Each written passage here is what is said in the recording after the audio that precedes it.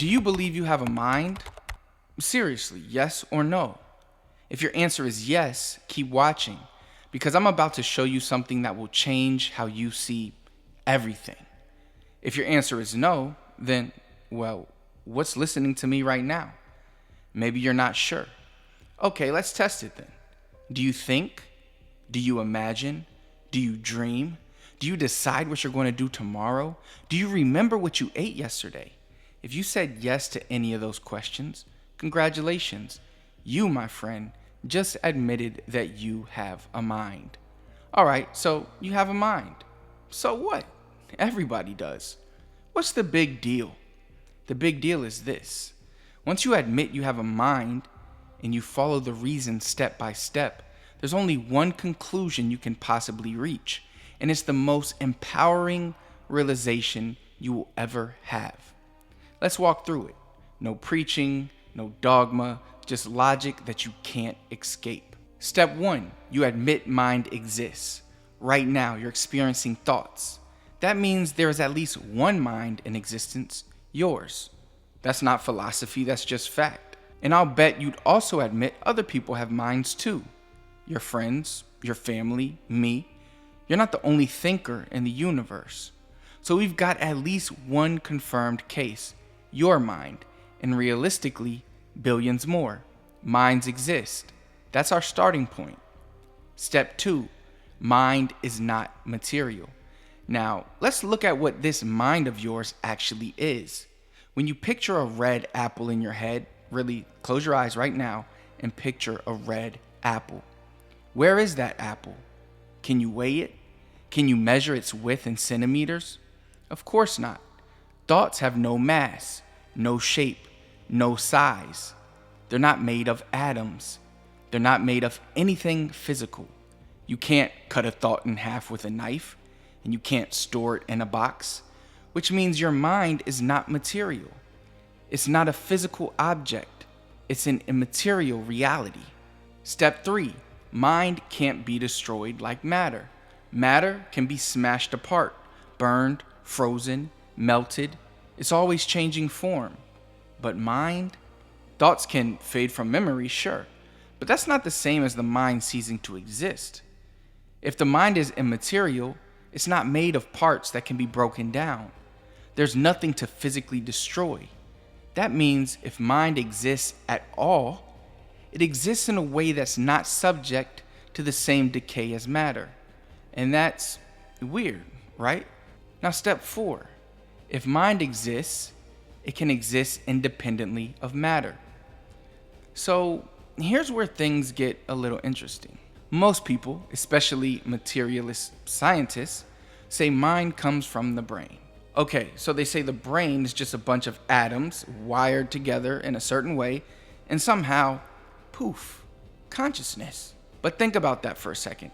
If the mind is not material, like we just agreed, how could it be made of something material? That's like saying music is made of wood just because it comes from a guitar. No, it's produced through the guitar, but it's not made of matter. The brain might be the tool or interface your mind uses to interact with the physical world, but the mind itself, that's not brain tissue. If something non-material exists, your mind, it's already outside the category of matter.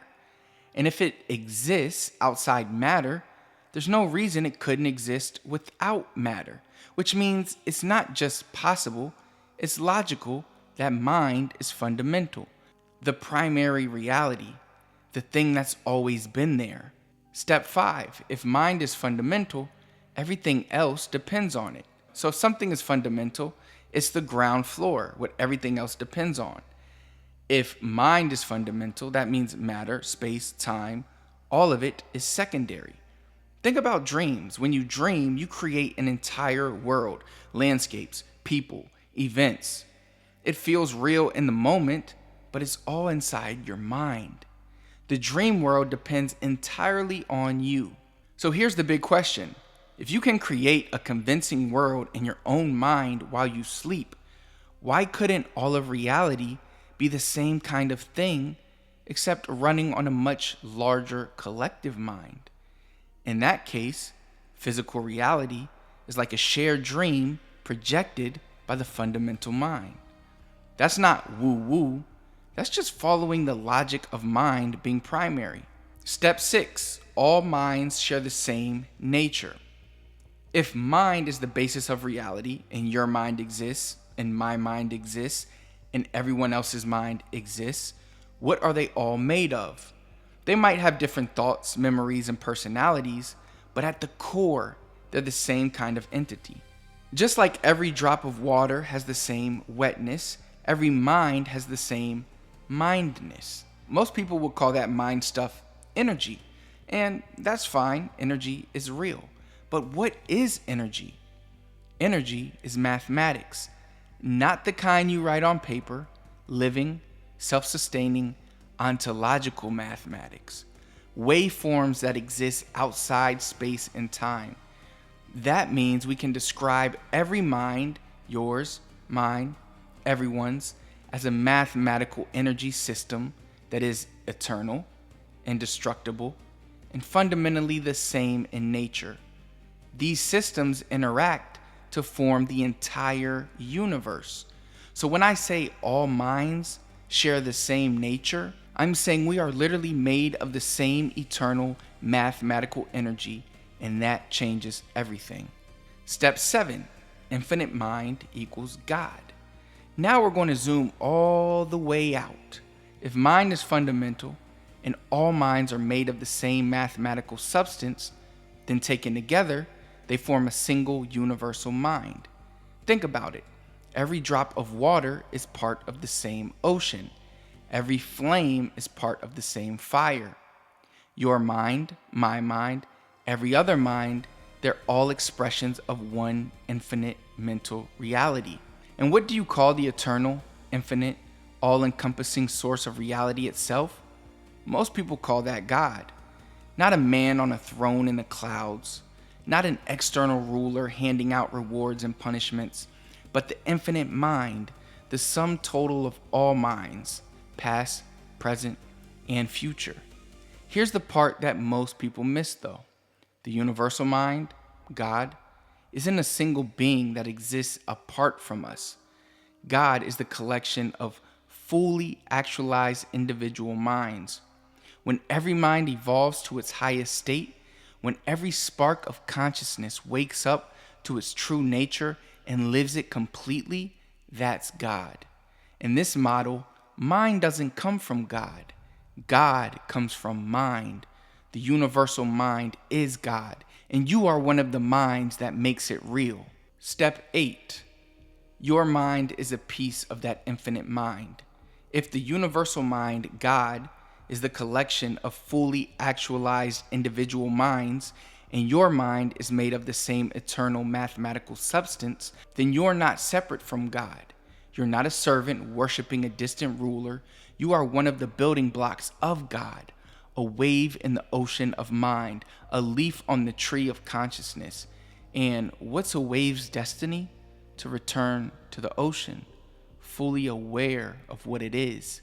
That means you are a God in progress, not metaphorically, literally, the same essence, the same nature, the same ultimate potential. Every step you take toward actualizing your mind is a step toward completing God itself. Step 9, the purpose of life. And that brings us to the question people have been chasing for thousands of years. What's the point of life? Mike Hockney answers this question in the book, The God Secret. See, from this perspective, it's simple. The purpose of life is to become fully conscious of what you already are, a fragment of the universal mind, destined to rejoin it in full awareness. Just like a baby gradually becomes aware of itself as it grows, we, individually and collectively, are waking up to the fact that we are the universe becoming aware of itself. Every challenge, every lesson, every breakthrough in human history has been a step toward the final moment of full self-realization, the omega point, God consciousness. So if you've ever felt that deep pull to grow, to learn, to become more than you are, that's not random. If you've even found yourself watching this video, That's not random. That's the future calling you. The end already written into the beginning. The final effect, the universe as God, is the true cause behind everything. And that means your life has always had meaning. You've always been part of the plan. You've always been part of God. Up to now, we've been talking about mind as the foundation of reality, but there's something that ties it all together, and it changes the way you think about time, causality, and why anything happens at all. It's called teleology. Now, science says causes are always in the past. The past pushes the present forward, like dominoes knocking over the next domino. That's called efficient causation. For example, the Big Bang happens, stars form, planets form, life evolves, you are born. Each step pushes the next, all the way to now. That's the way science explains everything, and it's fine if you're only looking at matter. But mind doesn't work that way. When you act with intention, the real cause isn't in the past, it's in the future. It's the goal you're moving toward, right? You want to learn to play the guitar? That goal is pulling you into the music store to buy a guitar. You want to impress someone? That goal is pulling you into the gym to work out. You want someone's attention? That goal is pulling you to throw a rock at their window in physical time. The rock hits the window before they notice you. But in your mind's time, the notice me goal existed first. And it's the real reason why you threw the rock at all. That's the final causation, the future pulling the present. What if the entire universe works like this? What if it's not just being pushed forward from the Big Bang, but pulled forward by its goal? And what if that goal, its final effect, is already built into the system, already woven into the logic of existence? That goal is the omega point, the universe fully aware of itself as God. In other words, God is both the destination and the reason anything exists in the first place. The future is literally the cause of the present. So if the universe is being pulled forward by its goal, and that goal is the omega point, God fully aware of itself, then that means every single thing that's ever happened, including your life right now, is part of that plan. And if this is true, it's not just the most important truth you've ever heard, it's also the most dangerous truth you've ever heard, because once you know it, you can't be controlled in the same way ever again. And that's exactly why almost nobody talks about it. So let me show you why you've been kept in the dark. When you realize evolution isn't just a lucky accident, it's a process aimed at producing self-aware beings, it means randomness is an illusion. We just can't see the goal because we're inside the process. It means your personal purpose isn't separate from the universe's purpose. They're the same thing. Once you understand teleology, you stop asking, what caused life? And start asking, what is life for? And when you answer that, you see why mind and not matter has always been in control. Most people never come to this realization because they've been brainwashed since birth. Think about what every religion, cult, and political structure has in common. They all place ultimate power outside of you. God is above you. The priest, the prophet, or leader has special access. You don't. You're at the bottom of the chain, dependent on someone higher to guide you, forgive you, save you. Now imagine the shift if everyone realized they are God in progress. The whole top-down power pyramid collapses overnight. No more gatekeepers, no one standing between you and the infinite. Every single human suddenly has the same direct connection to ultimate reality. That's liberating for you, but terrifying for anyone who profits from keeping you small. Materialist science is built on the assumption that matter is the bedrock of reality.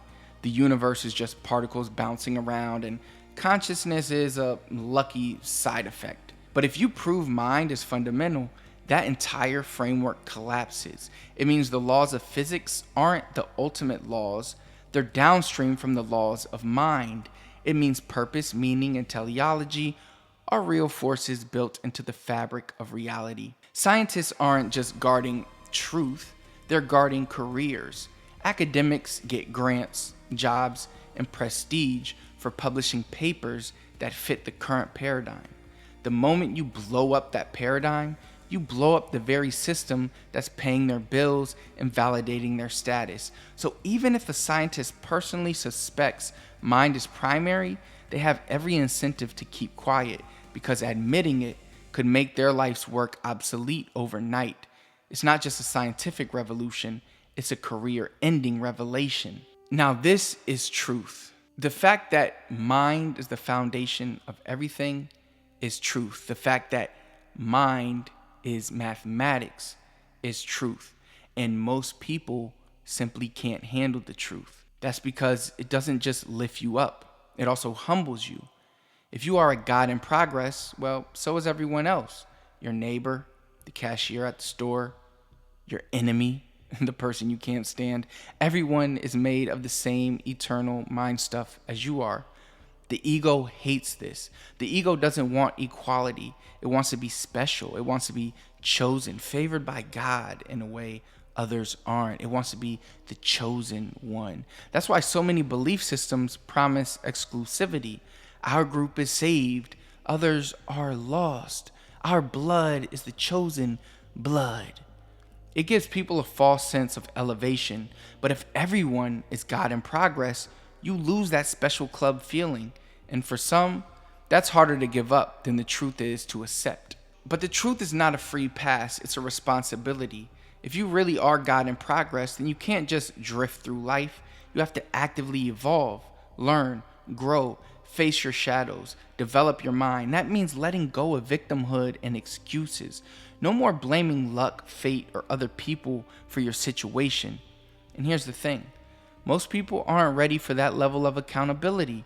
It's easier to say, I'm only human, than to admit I'm a God in training and I'm wasting my potential. Think about what happens if this truth becomes common knowledge. People who know they are God can't be ruled by fear. They can't be manipulated with guilt. They don't feel dependent on some external savior or authority. If you know your own mind is eternal and divine in nature, the threats of hell, social shame, or even death lose their grip. You become ungovernable in the old sense of the word, not lawless, but internally free. And that is the biggest threat to any system built on control. So, yeah, this truth has been hidden, resisted, and denied for centuries.